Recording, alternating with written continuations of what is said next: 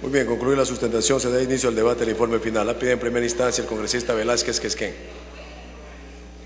Muchas gracias, presidente. Yo quisiera pedir, tratándose de un informe que imputa responsabilidades, que pudiera tener la consideración de que se nos conceda por lo menos un tiempo, tan igual como que el que ha tenido el presidente de la comisión investigadora de estos hechos, para que los miembros de la bancada podamos esgrimir argumentos y razones. En primer lugar,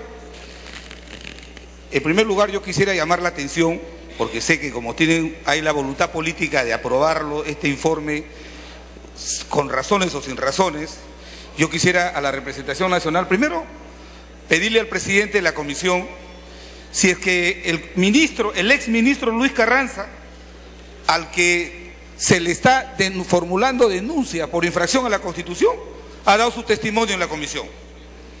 Yo acabo de hablar con él,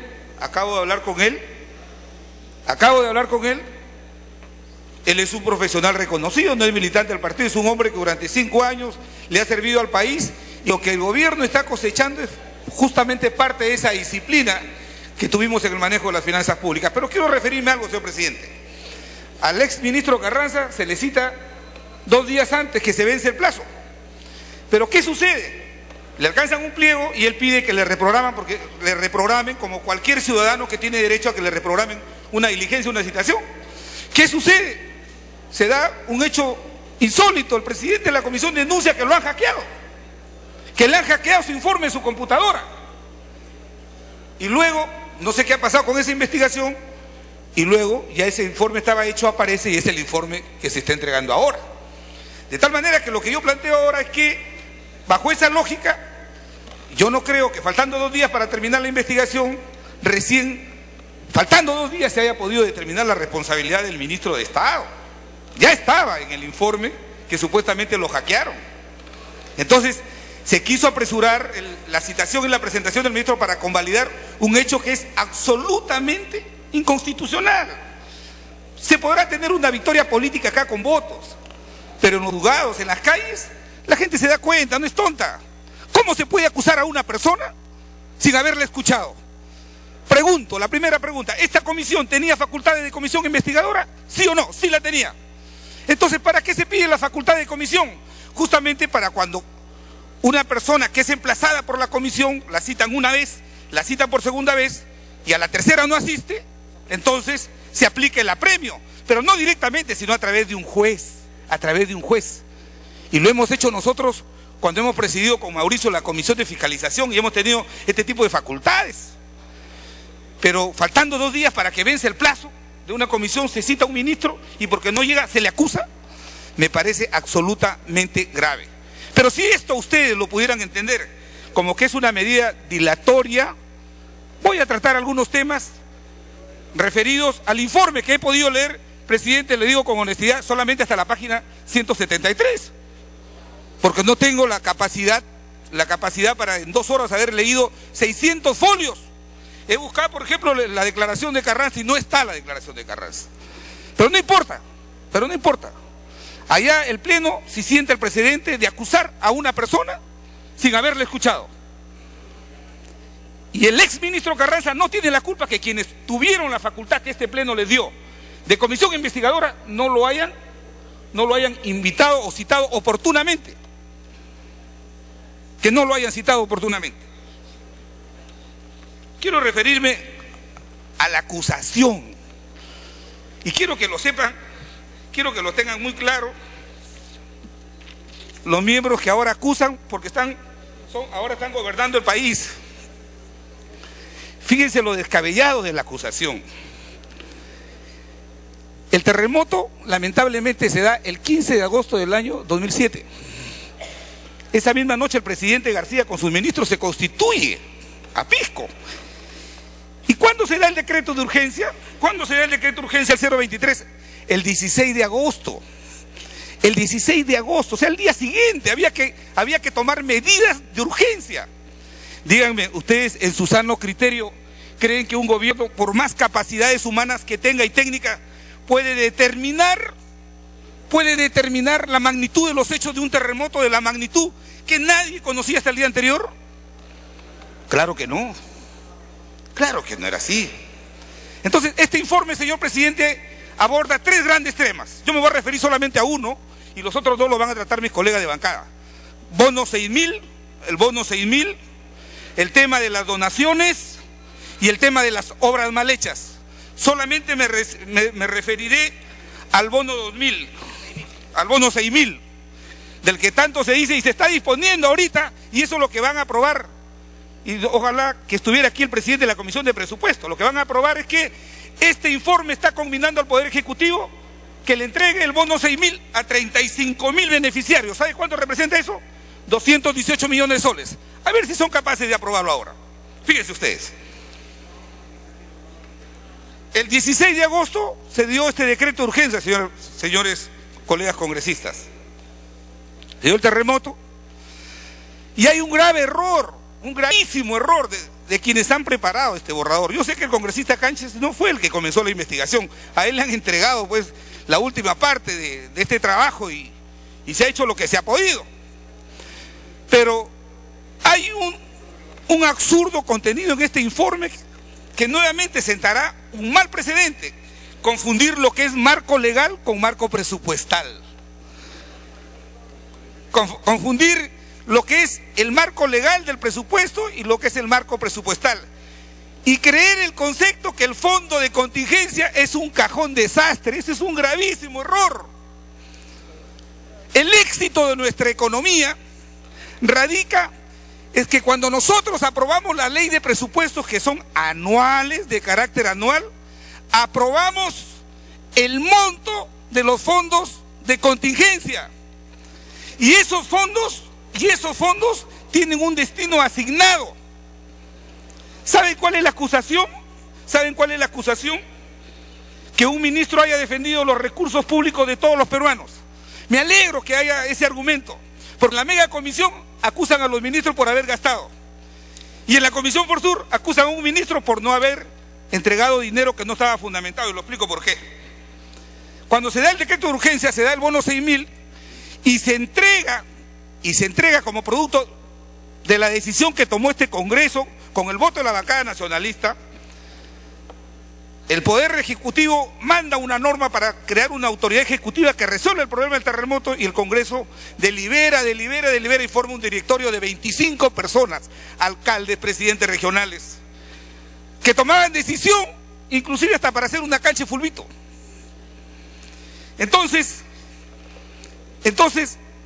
se da la decisión de entregar este bono en la emergencia misma, este bono de 6.000, y se le entrega la facultad a los presidentes de los comités de defensa civil, a los alcaldes que no son militantes del partido de gobierno, para que hagan la relación de beneficiarios.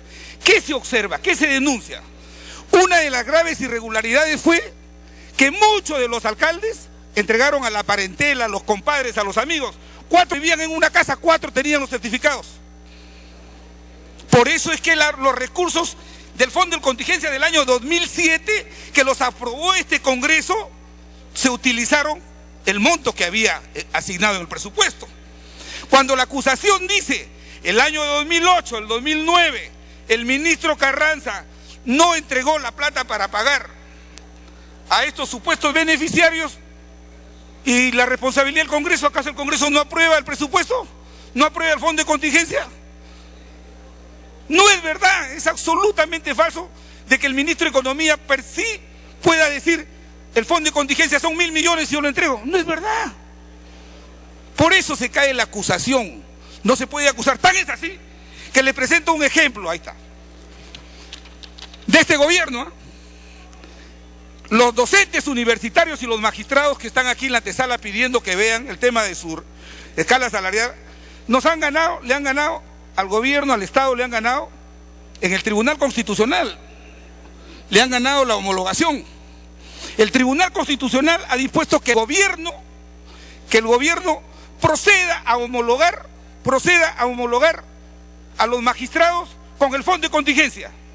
Y este ministro actualmente, y lo ha hecho bien, el ministro Carranza, ha planteado una medida cautelar ante el Tribunal Constitucional que ha sido declarada fundada, invocando los argumentos que yo les acabo de decir.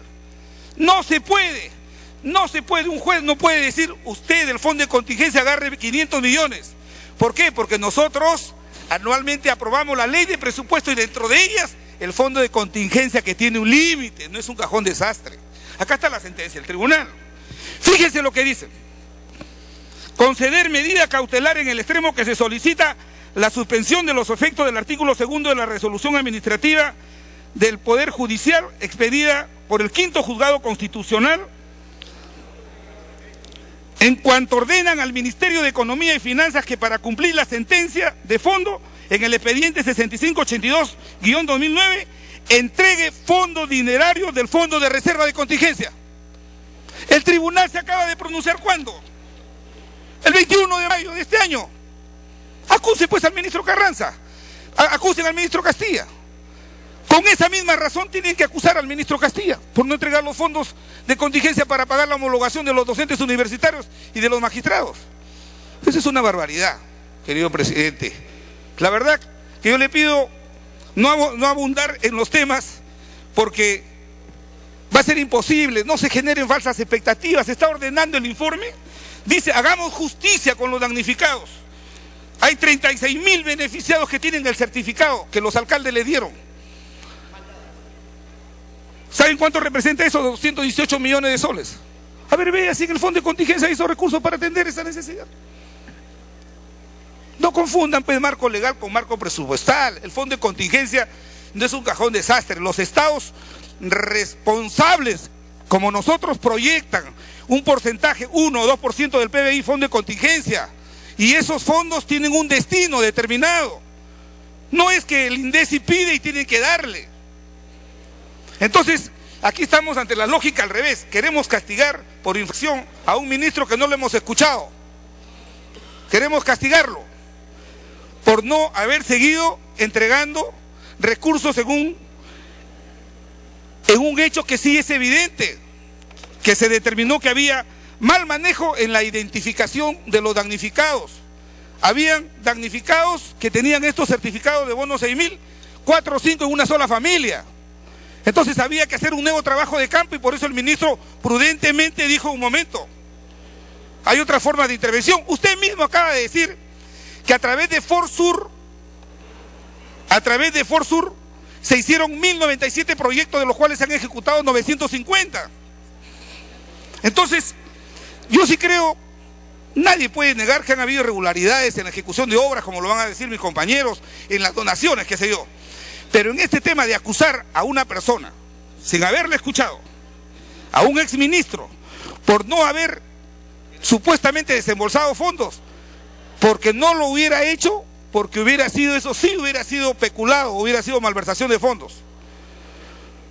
Porque los fondos de contingencia están previstos y son autorizados por el Pleno del Congreso, es ley del Congreso.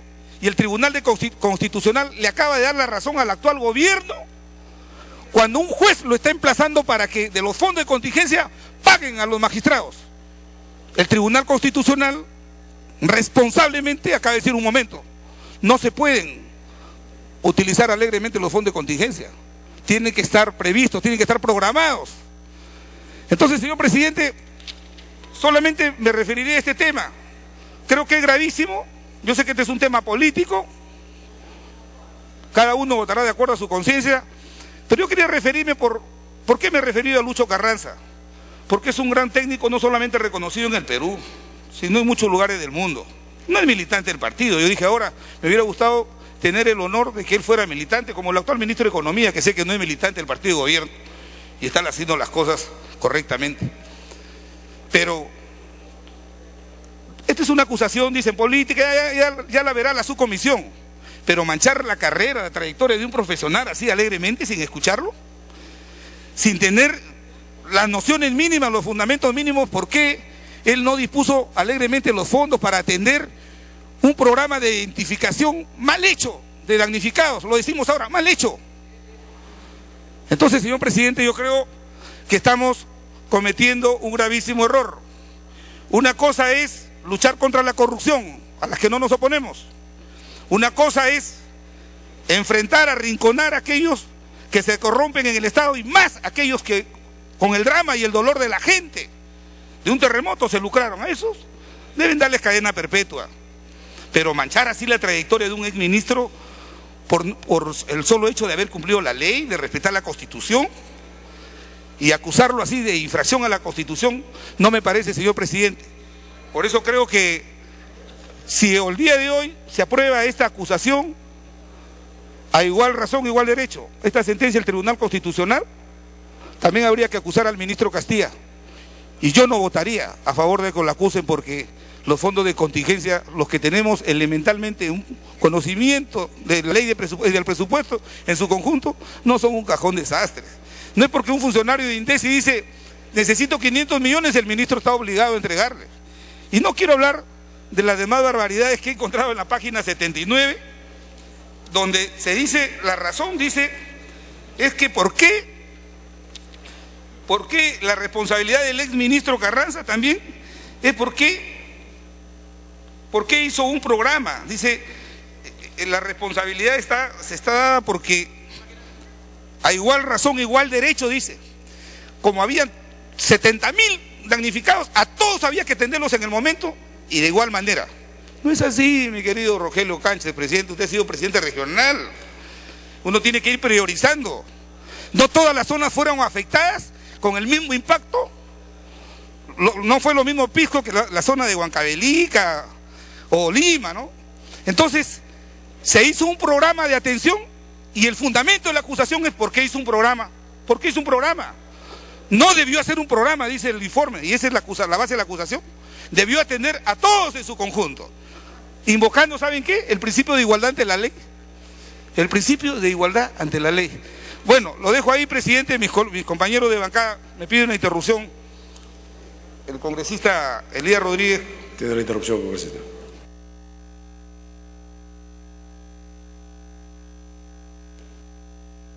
Muchísimas gracias, señor presidente.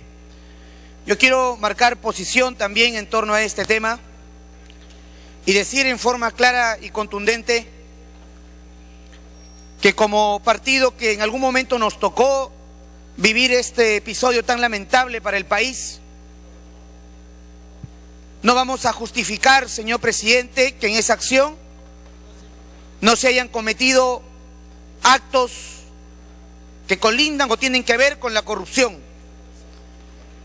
Lo que hizo el gobierno anterior, señor presidente, fue hacer transferencias de muchísimos millones de soles para que sean ejecutados por municipios distritales, provinciales y gobierno regional.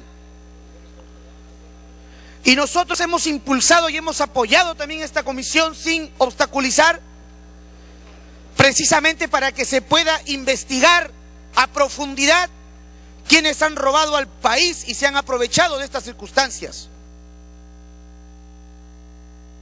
Está en interrupción, señor, concluya. Permite como... No, está en interrupción, después le puedo dar la palabra, con todo gusto. Pero entonces que me dé la palabra para poder hacerlo. Muy bien. Concluye, congresista Velázquez. Presidente, termino también explicitando una contradicción del informe. Inclusive el presidente de la comisión ha expresado, dice, que parte del fondo de contingencia que debió entregarlo a los damnificados el año 2008-2009, donde ya se comenzaba a identificar la magnitud de los daños y el programa de atención, se dice que 150 millones del fondo de contingencia lo puso a plazo fijo, y ¿quién se habrá agarrado los intereses? Eso es un ilícito penal, se puede sospechar así de un ministro. Lo que se hace es presupuestalmente se afecta ese dinero y lo hacemos todos los años que pagamos el fondo de contingencia cuando tiene una asignación respectiva. De tal manera que insinuar que quién se habrá beneficiado con los intereses si esos fondos están en el Banco de la Nación, por favor. Yo creo que no podemos de ninguna manera precipitar conclusiones en tanto no se haga una investigación seria. Por lo demás, presidente, yo quisiera plantearle a la representación nacional, al margen de los argumentos que he dado, presidente, yo quisiera plantearle que si la voluntad es aprobar este informe, no he podido revisar el tema de las obras, no he podido revisar el tema de la APSI porque es muy extenso y recién lo he recibido hace 2 horas. Yo quisiera que el tema del ministro Carranza pueda ser votado por separado, o pueda ser retirado del informe. De verdad, presidente, porque va a sentar un nefasto precedente. Y repito, Con este criterio acusaríamos mañana mismo al ministro Castilla. Y yo creo que lo que han hecho nuestros ministros, tanto el señor Carranza como el señor Castilla, es actuar en disciplinado e irrestricto respeto a los recursos que son de todos los peruanos. Y en ese sentido, señor, no se puede castigar a un exministro por haber cumplido la ley y por haber defendido los intereses de todos los peruanos. Gracias, presidente. Bien. Congresista Nicámara. Hay un orden establecido. Gracias, presidente. Presidente, disculpe por tocar este tema así en forma cruda, porque estoy yo aquí representando a los damnificados. El centro del terremoto fue en Pisco, señor Velázquez Quesquén, y disculpe que tenga que dirigirme así, de una forma muy... En realidad no tengo nombre para decirlo, porque en realidad hay que decir las cosas como son. Señor presidente, ha habido abuso de poder en el gobierno anterior de Alan García. Ha habido abuso de poder con los damnificados, contra los damnificados, señor Velázquez Quesquén, y el grupo que lo representa del gobierno anterior. Y es por eso que he salido como congresista, señor presidente, porque era demasiado el olvido y el abuso que hubo contra todos los damnificados, 120.000 personas pisqueñas, a ellos se agregan chinchanos, iqueños, huancavelicanos, cañetanos, que aclamaban la voz de justicia, de que se ayude, porque el que menos quedó en el suelo hasta ahorita están en el suelo muchas personas, por más que se haya intentado ayudarlos. En realidad, señor presidente, en estos momentos se está tratando de iniciar un proceso investigatorio, y para ello felicito al congresista Canchis, que ha hecho una investigación muy pausada, y de repente van a encontrarse muchos temas más de indicios de corrupción. Se está iniciando un proceso de investigación fiscalizadora. Para ello para poder iniciar un proceso de fiscalización tiene que haber 3 elementos, señores, 3 elementos. El denunciante, que vendría a ser la comisión investigadora, el agraviado, que viene a ser el dinero del Estado, y el denunciado, que viene a ser Forsur y sus cómplices. Sin estos 3 elementos no iniciaría un proceso de investigación. Para ello, señores, he tenido que aprender la lección. Cuando pedí el desarchivamiento de Forsur, ¿qué me pasó? Y gracias a Dios, demostrado está que todo fue una cortina de humo, y que ahora me toca decir las cosas como son. Tiene que haber un punto de partida, que es hoy, con el informe, donde han tenido ustedes 5 años y meses para pensar, sino que no han querido solucionar, al menos comunicar cuáles fueron sus defectos de gobierno. Se ha querido silenciar, sí. A quien toque este tema, así como distraer con cortinas de humo, que acostumbraron a hacerlo. Por ejemplo, denunciar al nacionalismo. Qué casualidad que de otros grupos blindados. Ha habido abuso de poder, señores, ha habido abuso de poder en el gobierno de Alan García, por ejemplo, del Castillo. ¿Qué hizo con su 8.4, que fue una cortina de humo, conocido por todo el mundo? 8.4, que significaba irse en contra de los damnificados. Y aquí está la verdad, señores, los desfalcos, los enfermos, los damnificados, que están hasta hoy en el suelo, señor presidente. Como les decía, yo solamente quiero simplificar, pidiéndole que en este proceso investigatorio, que debe empezar el día de hoy, porque ellos han tenido más de 5 años para pensarlo, y que el día de hoy se informa, porque sin ello no podría iniciarse un proceso investigatorio. No se le está acusando, se va a iniciar la fiscalización, y eso lo sabe el señor Velázquez Quesquén. Este proceso investigatorio, que se priorice con el anterior premier, también el señor Jorge del Castillo. Asimismo, al anterior congresista, como es el señor González Posada, que ellos tuvieron injerencia directa sobre el lugar del sismo, el epicentro, que fue en Pisco, el terremoto, que muchas veces aparentaron ir a ayudar cuando cada vez iban más bien a respaldar esto que se menciona aquí en este informe del día de hoy. ONG fantasmas, situaciones donde hay cifras, hay proporciones donde se está demostrando desfalcos, donde se está demostrando malversación de fondos. Han aparecido un promedio de 5.780 damnificados fantasmas. Asimismo, han habido cantidad de donaciones que se han hecho para damnificados que no eran damnificados. Dele tiempo para que concluya. Muchas gracias, presidente. Eran favorecidos conforme hemos escuchado muy atentamente el informe de la Comisión de Investigación de Forsur, señor presidente. Para concluir, creo que tenemos los elementos importantes para iniciar un proceso investigatorio. No se está acusando que está tomando el artificio el señor Velázquez Quesquén, congresista, con toda la experiencia que él tiene. Le pido por favor no distorsionar este tema. Este tema inicia con el punto de partida del día de hoy, que es inicio de la investigación, la fiscalización, y para ello contamos con los 3 elementos suficientes, por lo cual tenemos al denunciante, le voy a repetir, al denunciante, que es la comisión investigadora, el agraviado, que viene a ser el dinero del Estado, y por no decir las donaciones y todo lo demás, y en este caso el denunciado, que es Forsur y sus cómplices. Sin estos 3 elementos, ahí sí estaríamos nosotros haciendo un desliz en esta investigación. Sin embargo, tenemos ahora los requisitos. Tan solo le digo que el mundo entero va a saber, así como supo de todo lo que defalcaron y los abusos, que lo hubieran hecho en otro momento con otras personas, pero eran señores, era la vida, eran damnificados, gente que siguió muriendo. Y asimismo atentaron con medios de prensa que estuvieron ayudando y destrozaron en su totalidad esos medios de prensa con ese odio, tan solo por querer silenciar, que es lo único que supieron hacer. En lugar de ayudar y correr con medicinas, con alimentos, al contrario, fueron a quitar y a robar. Y aquí está el informe, es público y se acaba de informar, hubo robo por todo lugar. Como digo, hasta ahorita hay muchas personas que no pudieron formalizar su terreno, o sea, su titulación, y están hasta ahorita en el suelo. Gente que estuvo en clase media y están en extrema pobreza. Yo le pregunto a ustedes, señores, si es que alguna vez esperaron, en un momento dejaron de comer, aunque sea por 15 días. Eso lo vivimos, señor presidente.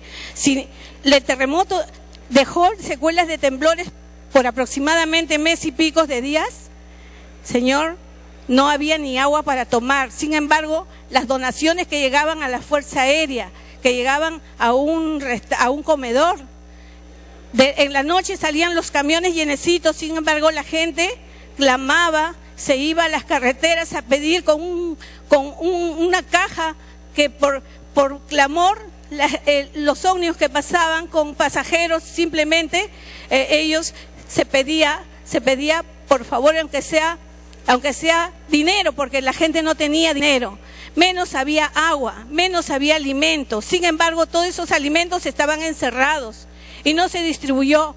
Pasando más o menos los 20 días, recién acudieron a distribuirlo. Se hizo tanto abuso y tanto acoso.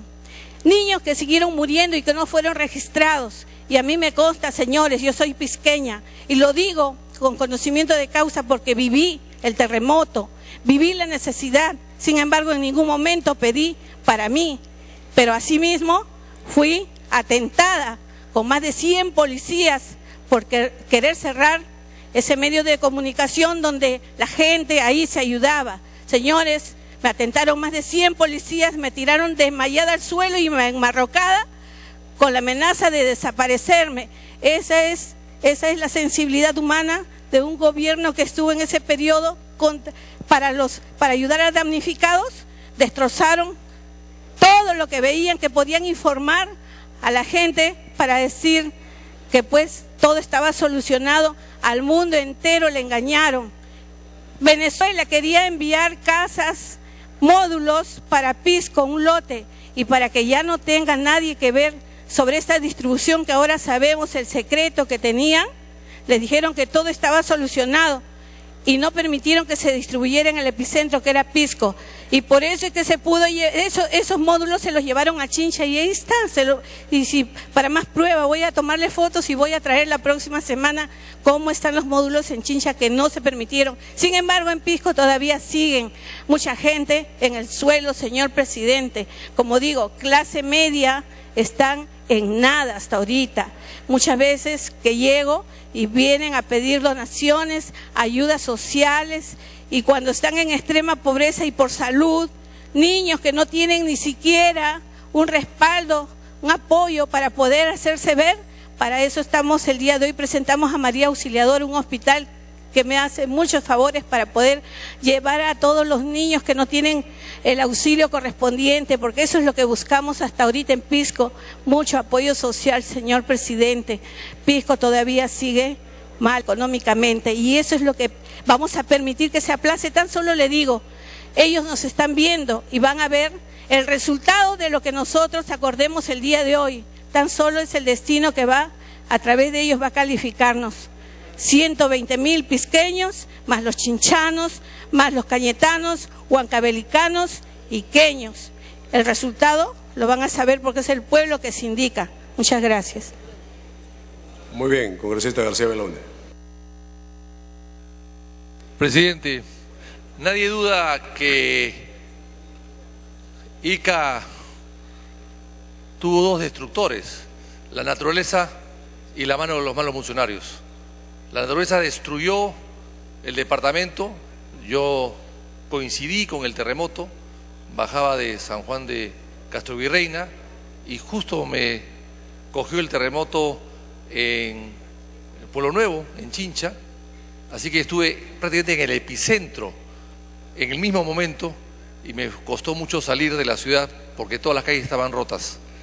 Y ahí pude ser testigo ocular de la desgracia.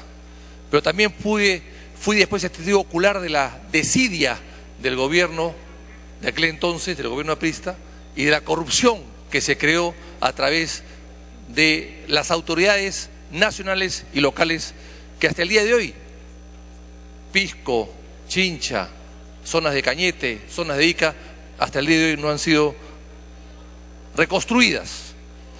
Pero cuando vemos el informe, presidente, que se incluye al ministro Carranza, qué curioso. ¿Quién era viceministro en ese momento? Miguel Castilla, que es el que autorizaba en primera instancia todo.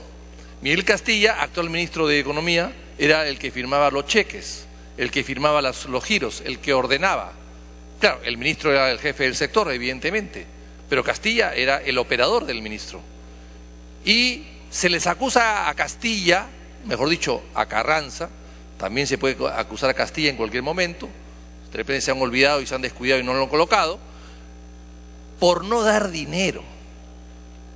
O sea, no solamente se acusa a los que han usado mal el dinero, sino se acusa a los que, viendo que usaban mal el dinero, no querían soltar el dinero, porque sabían que estaban robando o iban a robar más. O sea, a Castilla se le acusa, o a Carranza quiero decir, por tratar de evitar más robos del que ya estaba viendo y por tratar de cumplir la ley, porque es claro en el informe, señor presidente, es claro en el informe que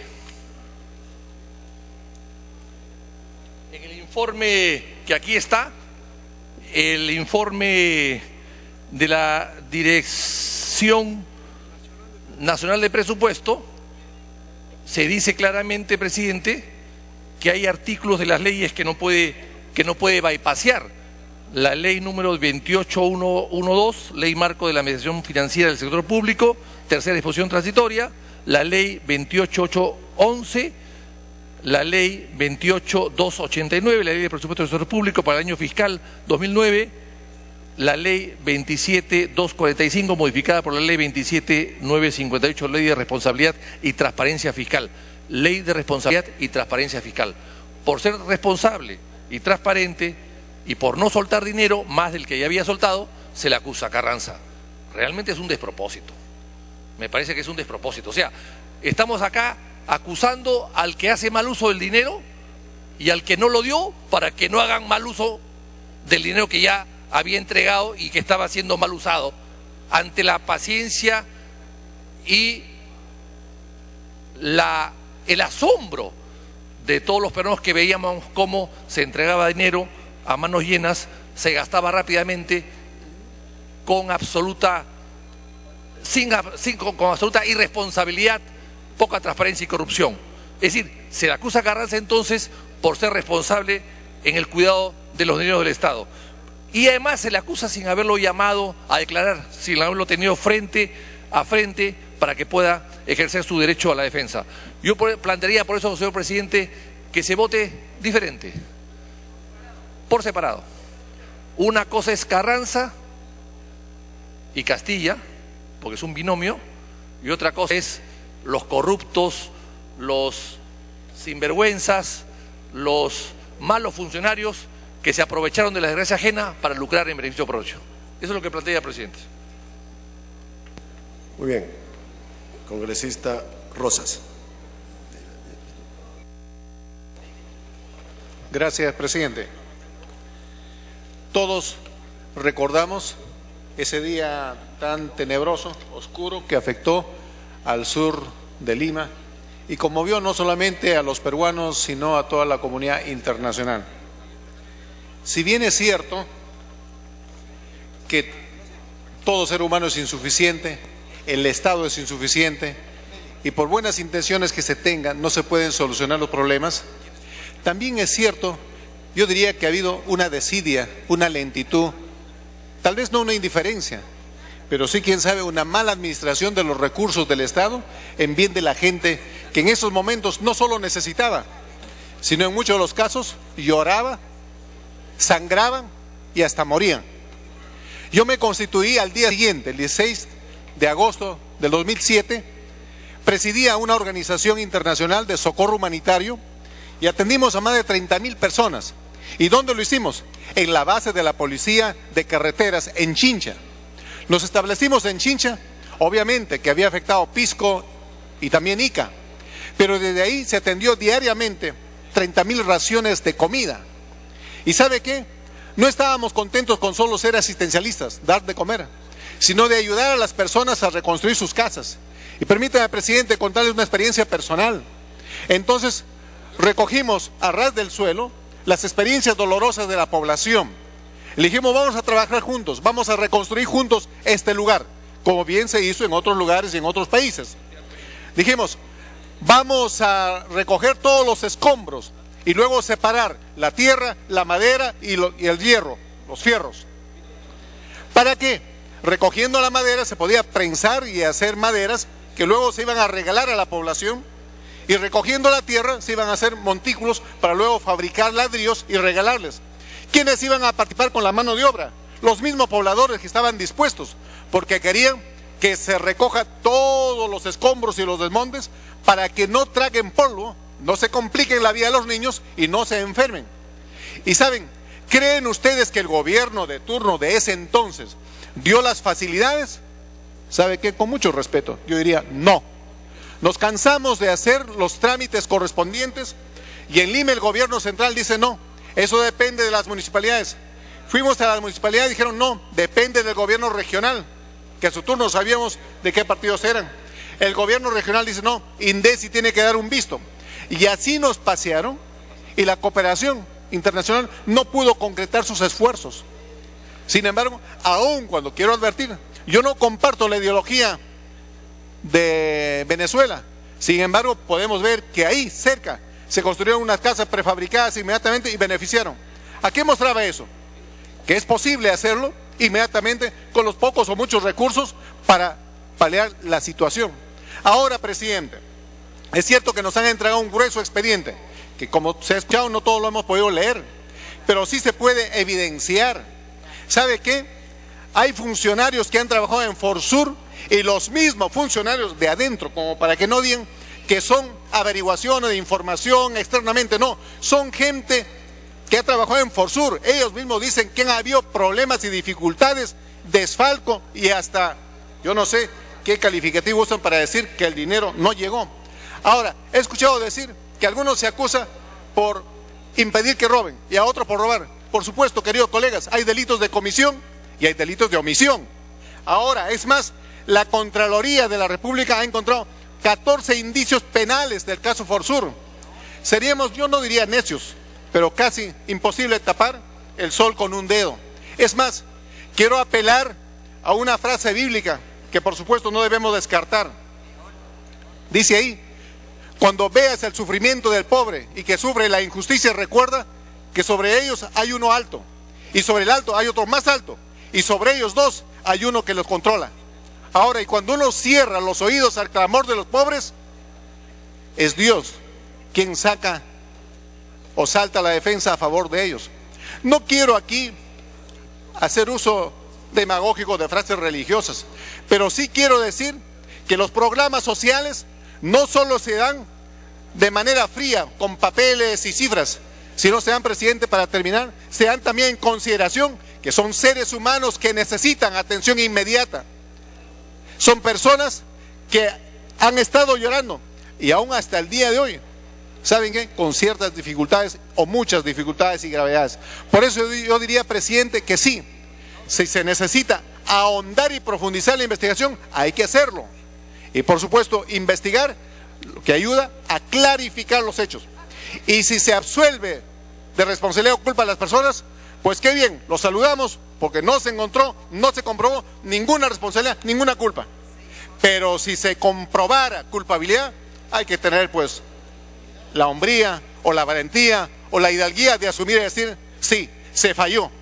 Yo creo, presidente, que por bien de la salud del pueblo, moral, psicológica, económica, política, legal y dignamente, se necesita profundizar la investigación. Y personalmente comparto el avance de la Comisión de Investigación respecto a los hechos de Forsur, presidente. Muchas gracias. Muy bien, antes de continuar, la presidencia de la mesa directiva saluda a los estudiantes que están en el segundo Congreso Nacional de Estudiantes Universitarios los días 6, 7 y 8.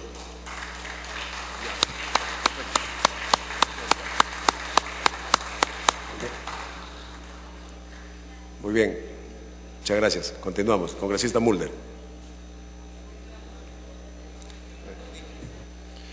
Presidente, yo creo que el que ocurra una desgracia natural en un país, sin duda es desgracia para quienes lo sufren directamente y tienen pérdida de vidas, es desgracia para los familiares y tienen además pérdida de bienes, pero es desgracia para todo el país en su conjunto, presidente, porque evidentemente todo tiene que volcarse hacia justamente tratar de aliviar el dolor y el mal que se genera por ese tema que es imponderable porque se obedece a la naturaleza. Así ocurrió en todos los casos, presidentes, en los que han habido desgracias de una y otra índole con distintos gobiernos. El fenómeno del Niño del año 83, con un Belaúnde que tuvo crisis económica y que tenía que enfrentar con escasez una situación absolutamente incontrolable, como fue el fenómeno del Niño de ese año. O el terremoto de 1970, que también tuvo un aluvión con 70.000 muertos en Yungay, presidente, y el propio gobierno militar, que creó primero una comisión de reconstrucción y después un fondo de reconstrucción.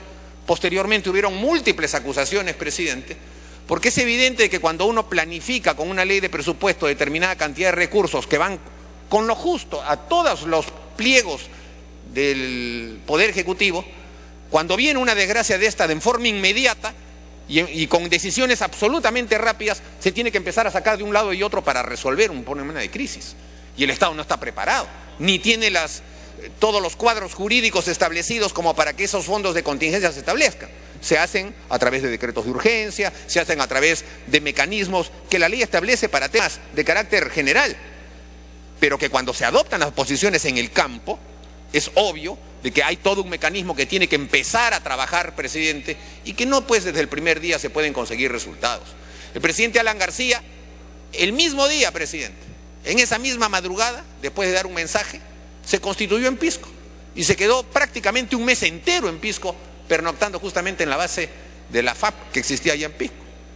Muchos de los problemas que se pudieron resolver quizás no se resolvieron, pero es evidente, presidente, que en las decisiones que se empezaron a tomar no podían ser decisiones de carácter unilateral, ni tampoco podían ser decisiones supuestamente fáciles.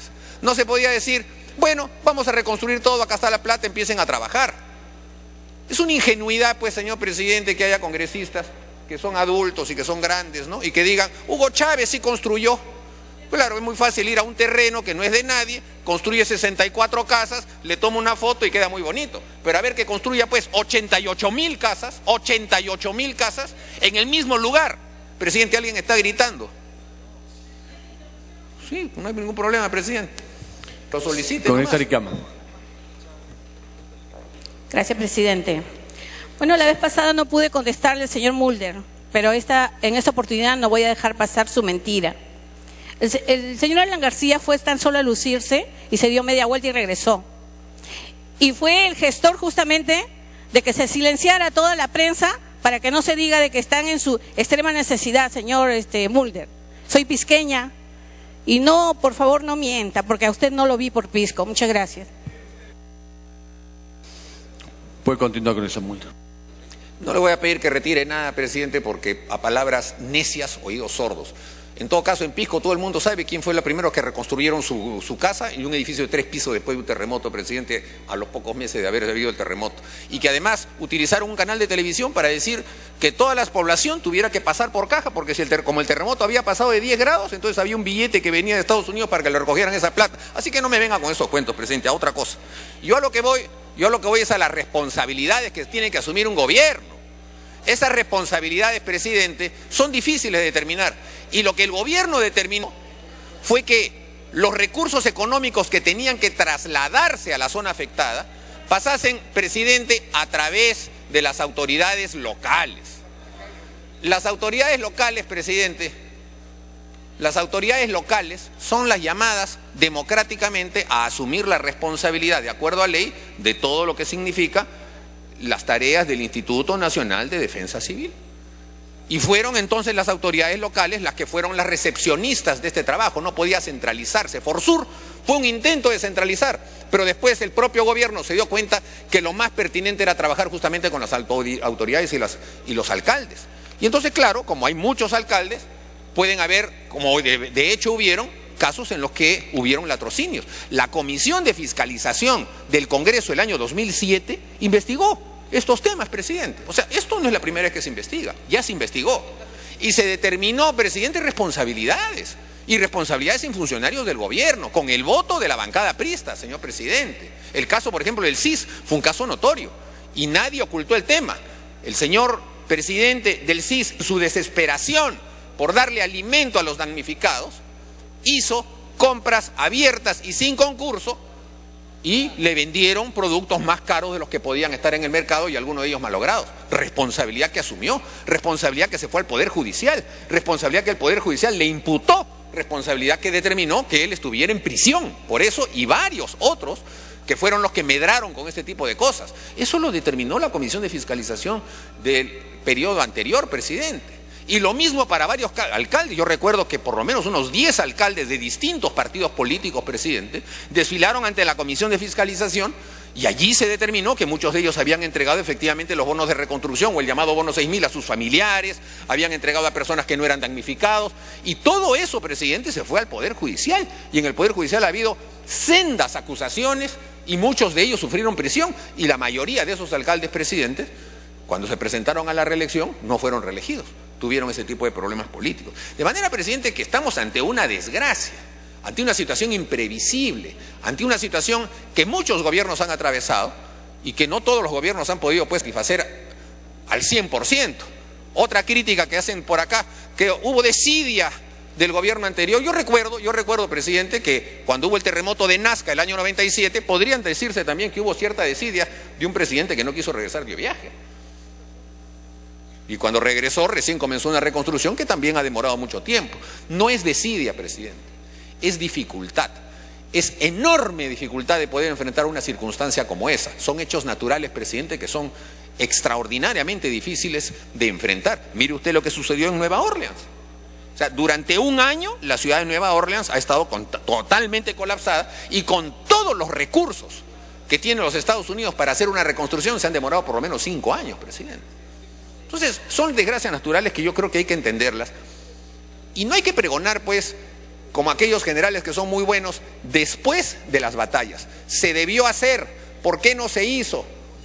Presidente, yo creo que esas cosas deben llevar a un análisis mucho más maduro de cómo fueron los hechos y simplemente determinar, presidente, si hubo o no hubo responsabilidad directa, penal, de parte de las personas que se mencionan. Y ahí está justamente el caso, presidente, que es una sorpresa, de cómo al exministro Carranza, no pudiendo encontrarle una imputación penal, le inventan una infracción constitucional y solicitan que el Pleno, presidente, apruebe un párrafo en el que se acusa constitucionalmente a Luis Carranza.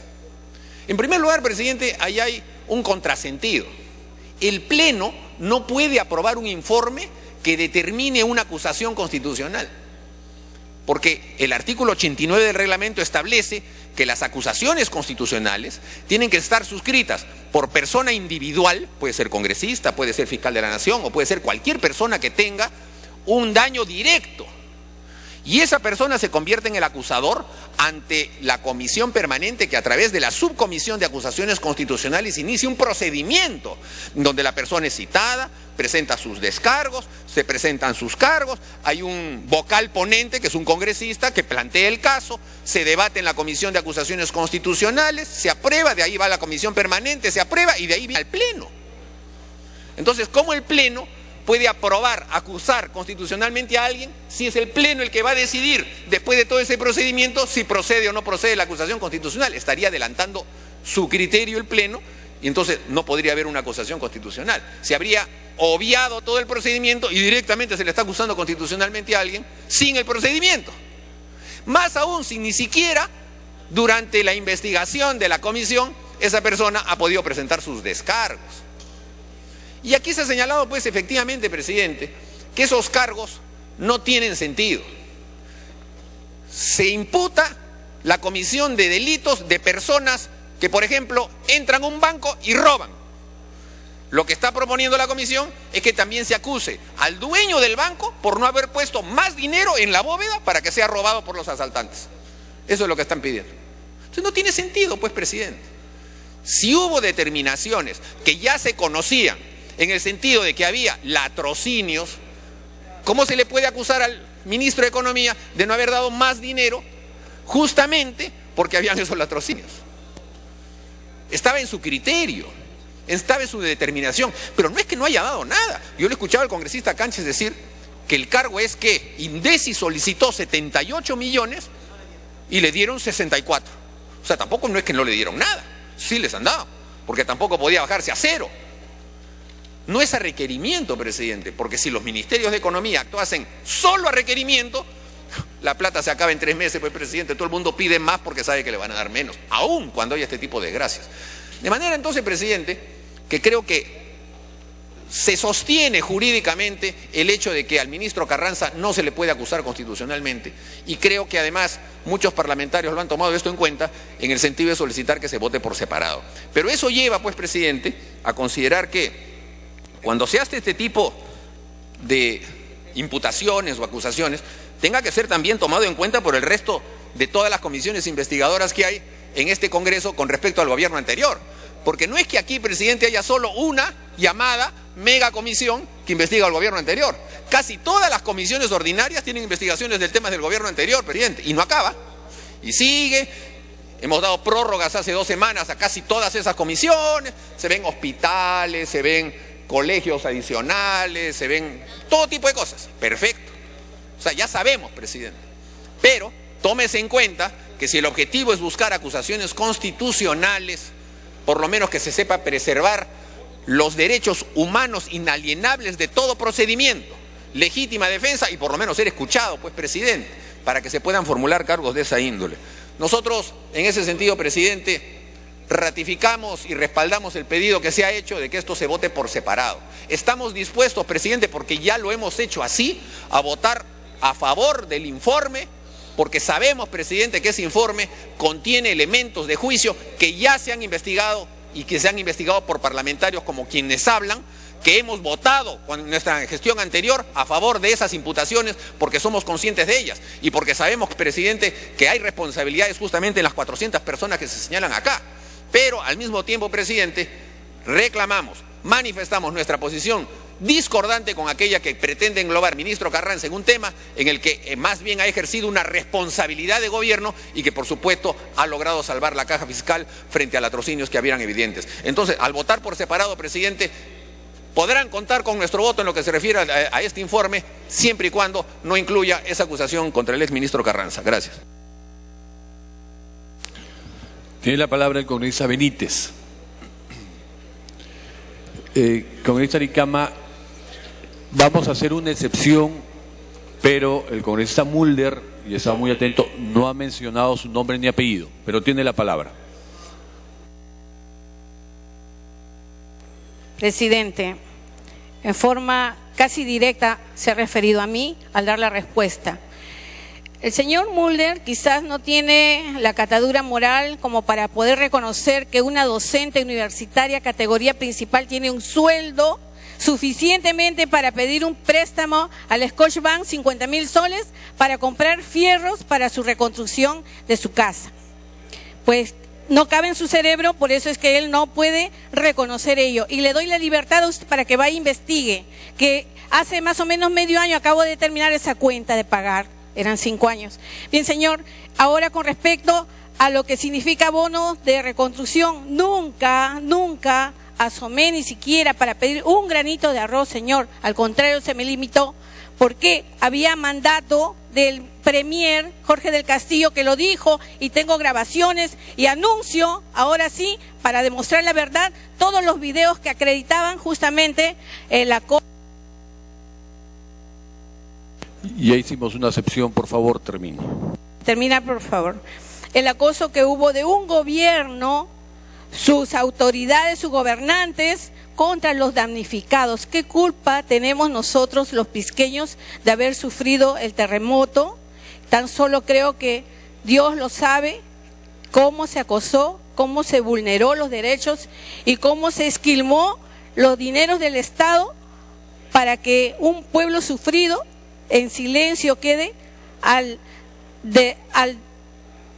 destrozar todo un medio de comunicación que él dice, pasaron pidiendo propinas para reconstruir el local. En serio que a nadie le va a creer, porque es un pueblo damnificado que está pidiendo de rodillas, de inclemencia, aunque sea un granito de arroz, no tenía un sol para comprar, ni siquiera sus alimentos. ¿De dónde sacaría las propinas para juntar y dar para una reconstrucción? ¿En qué cabeza se le ocurre al señor Mulder? Entonces, mire cómo es que sorprende a un pleno y al mundo entero. Por eso le digo.